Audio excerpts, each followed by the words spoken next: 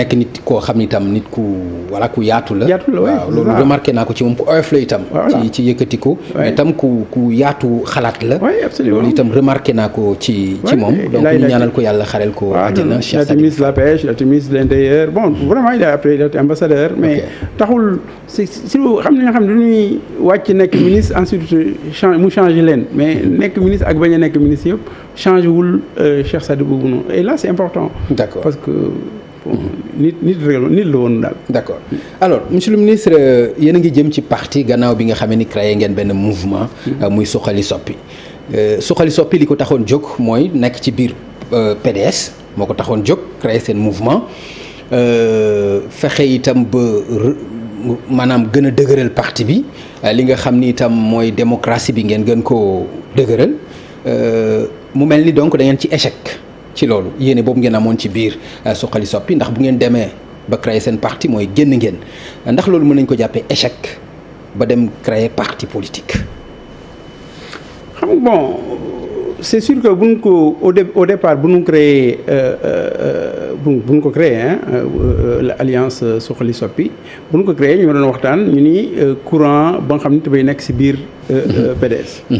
bon ça suppose que PDS mi ngi fonctionner mi ngi am ay réunion mi ngi xalaat ji mën sa am nga mën a bon depuis lors PDS amul benn réunion amul benn réunion à part la laa xam si PDS mooy def yenn délégation yi gis naa si yenn dëj yi ak yenn gàmmu yi wala màggal yi mais bon gisuma fenn réunion PDS bon comme réunion amul il fallait quand même ñu jël yeneen décision mais ensuite dafa évoluer sax au départ on a dit que courant d'idée la ñu essayé ñu suñu bopp ñu commencé réunir suñu bopp di waxtaan di xool lu ñu gisee réew mi lu ñu gisee parti bi ak yu mel noonu ensuite immédiatement yàggul dara man ñu dàq ma parti bi bon xam nga sax d'ailleurs bon ñu dàq ma parti bi ñu bind en tout cas si benn bataaxal ñu signé loo ko président Abdoulaye Wade nii président Abdoulaye Wade moo ni dàq na mu constaté ni nekkatuma si parti. après yéen aussi ngeen bañ dàq boobu. waaw ngeen contesté ko. voilà ok xam nga déjà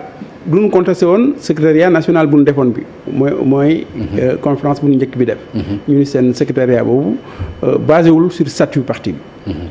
ensuite bu ñu ma dàqee ñu ni encore une fois nit secrétaire général du parti mënul ñëw rek dàq nit.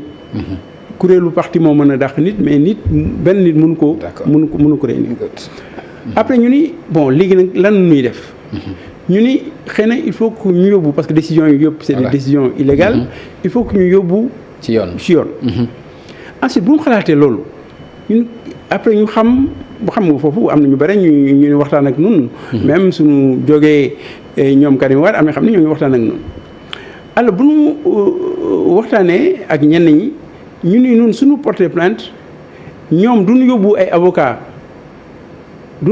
avocat tribunal duñu yóbbu président Abdoulaye Wade tribunal mu défendre le PDS.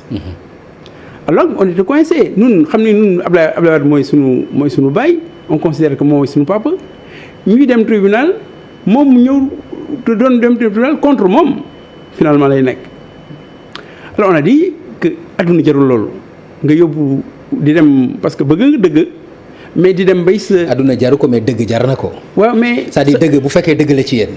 dëgg la bu fekkee dëgg la ci yéen li ngeen wax ni dàq bi teguwul ci yoon dëgg la ci yéen même bu ko adduna jarul bu ko dëgg jaree war ngeen ci mën a dem ba mu jeex. man de personnellement man. waaw du ma yóbbu sama bàyyi tribunal.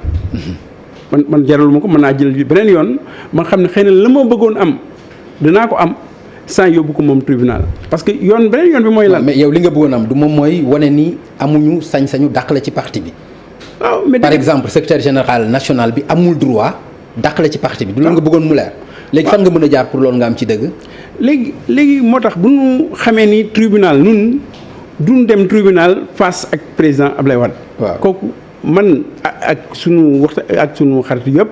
wax na ni loolu vraiment mën nu ko xalaat. ok. ñun donc su fekkee mënu dem yóbbu président Abdoulaye Wade tribunal donc mënu. est-ce que du alibi la.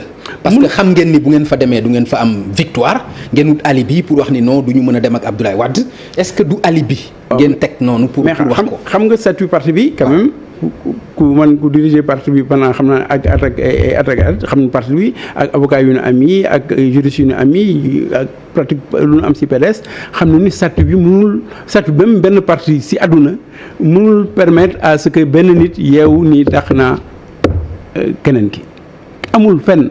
Il faut au moins yóbbu la conseil de discipline wala conflit wala lan mais benn nit mënul am droit boobu mais su ko ne am na droit boobu sax il faut que ñu porter plainte contre parti boobu parce que parti boobu nekkul un parti démocratique et suivant la constitution du Sénégal bon mais bu ñu wax si loolu pour ñun man wóor na ma ni këyit boobu xëy na président Abdoulaye Wade bindu ko mais c'est pas grave ñun même su ko bindoon. wala bindu ko wala nit moo ko bind ba pare jox def si turam mais nun mënun nga baal ma mais vraiment yaa ngi wax yoo xam ni man daf may jaaxal parce que soo bëggee des ba tey ci këyit bi est-ce que président moo ko bind est-ce que bindu ko alors que président mi ngi dund yaa ngi koy dégg li mu bëgg a régler mi ngi koy régler est-ce que loolu logique na ngay dem toujours ci dynamique boobu. xam dynamique boobu mooy lan. mooy président Abdoulaye Wade mag la. waaw je considère que sama papa la. donc da nga jàpp ne ma ngi dafay naax actuellement. man sama considère que sama papa la ñun ñëpp duñu considéré que sunu papa la donc ku nekk yaa ngi am mag sa kër man amoon naa sama papa mu jur magoon na xam naa lu mu meloon ci kër gi donc ku nekk xam na ni Abdoulaye Wade aujourd'hui am na au moins près de 100 ans. D'accord. C'est normal que mënul nekk Abdoulaye Wade ba nga xam ne moo nekkoon en 74 wala Abdoulaye Wade bu l'an 2000 lu mel noonu ku nekk. léegi lan nga bëgg a wax foofu mooy dafa maanaam dafa xel mi dafa def. li mu am li mu non attends il faut aussi nga dem bañ sës ci li nga bëgg a wax. bu nekkul Abdoulaye Wade bu 74 loolu kenn mënu ko weddi. parce que ku ne xam na ni Omar Sarr bii nekkul Omar Sarr 96. loolu ku ne xam na ko. mais lan nga bëgg a wax exactement foofu pour ma xam parce que liñ ci bëgg a junj aussi c'est important pour nit ñi xam ko. non xam nga man wax naa la ne je considère encore une fois bon mooy maxime boobu vraiment il faut que Abdoulaye Wade man sama du ma ko wax jamais àdduna jarul moom ma koy wax dara la nga xam ni mën na ñaaw. vraiment je considère. d'accord d'accord bon wax naa rek ni mag la. bon loolu foofu laa mën a yem si wax boobu. d'accord monsieur le ministre mais mag la. sa papa la comme ni nga koy waxee mais pourtant bi mu la waxee bul dem ci dialogue national bi nga xam ni dem nga si faalewuloo ko da nga dem lan moo tax aussi nga egg ak moom ba foofu ba loolu itam bokk na ci li nga xam ni mën nañu jàpp ni indi na parce que dafa mel ni affront la bu mu lavé ci seen diggante ak yow personnellement mën nañ ko jàppee noonu. non xam nga bon ko xam man bëgguma revenir toujours sur ça mais ba ma demee dialogue national avant ma dem dialogue national waxtaan naa ak président Abdoulaye Wade bay président au départ joxoon ma accord am. au départ nga ma wax à l'arrivée. au départ mu ne ma demal ensuite mu ne ma demal si yeneen parti opposition yi ngeen waxtaan bay nga fexe ba ñoom ñëpp aussi mën a ñëw et malheureusement bu ñu demee waxtaan si parti opposition yi ba pare si guddi gi la benn. Communiqué génn à son nom ni PDS demul ci dialogue bi ak yu mel noonu bon à ce moment-là man moom ma yónni woon bu ma dem ci parti ma dem ci ñeneen ñi pour essayer convaincre leen bon ma ni quand même président sama papa la président mag la mais aussi am na ya nga xam ni mënuma ko bàyyi aussi à ce moment-là sama bàyyi woon lu mel noonu mu dem.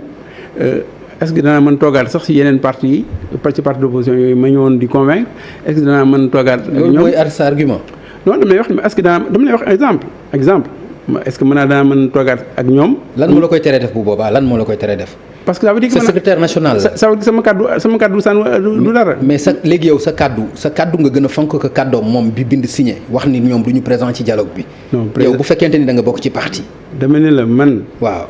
man xam naa dama waxtaan bu baax pendant au moins 3 heures 4 heures de temps avec président Abdoulaye Wade avant dialogue bi.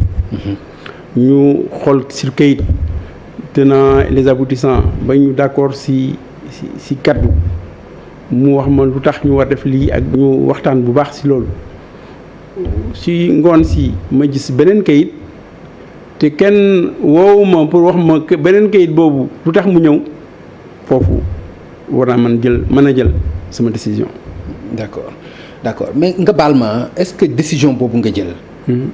militant bu discipliné dina ko jël ci parti décision bi nga jël.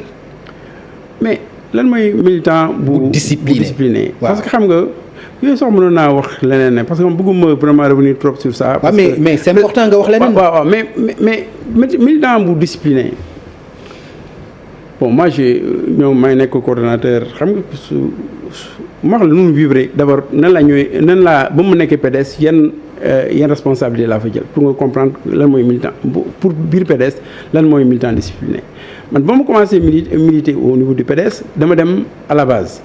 à Dagana jël sama carte jënd sama carte ñëw ma fii de à Dakar dama dem à Dagana jël sama carte ma nekk Dagana bay waa Dagana commune Dagana réunir ni man maay seen responsable maay seen secrétaire général au niveau de la commune. adduna di dem bay département bi réunir ni département bi wóoluma ni man maay secrétaire général du département ba sax c'était au temps des renouvellements dernier renouvellement PDS de 96 ba bu mu demee Saint-Louis aussi au niveau de la région ma nekk secrétaire général de la région en 96 Ousmane Ngom nekkoon le président de la convention régionale bon alors foofu laa ba ma jógee foofu après 96 ma nekk maire foofu laa commencé ñëw di militer au niveau nekk ci instance nationale yi nekk chargé des élections donc bokk ci bureau politique déjà bokkoon naa ci bureau politique ensuite bokk ci ay après comité directeur yi bureau politique moom section bi c'est-à-dire fédération bi moom mu dugal ci bureau politique donc c'est les militants de Dagana qui m'ont amené au bureau politique du PDS. Ensuite ba ma jógee ci loolu ma ñëw au niveau national nekk donc ci comité directeur commencé depuis donc 98 ma nekk chargé des élections du PDS. donc en 2000 yàlla may ma loolu aussi ma nekkoon chargé des élections du PDS au moment de la victoire de 2000.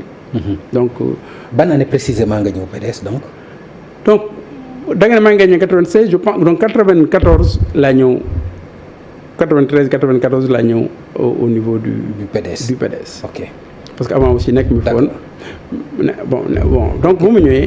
waaw c'est vrai que nekkuloo fi woon maa ngi gis kenn ci sa collaborateurs yi mu am benn CV cursus bu yaatu boo xam ni envoyé na ma ko ci laa gis ni daanaka lu bari depuis 1978 ou bien 76 même yaa ngi nekk à l'étranger entre France Gabon ak yooyu am na ay université yoo xam ne tam jàngale nga ko fa gannaaw sa ay doctorat yi nga xam ni am nga ko ak diplôme yi nga am ci wàllu informatique yëpp mais parcours boobu yëpp da nga yaakaar ni daf lay jox légitimité ba tey boo tollee fii nga war a mën a def lu la neex ci parti bi. non dama lay wax d'abord nii bon man militant discipliné moo tax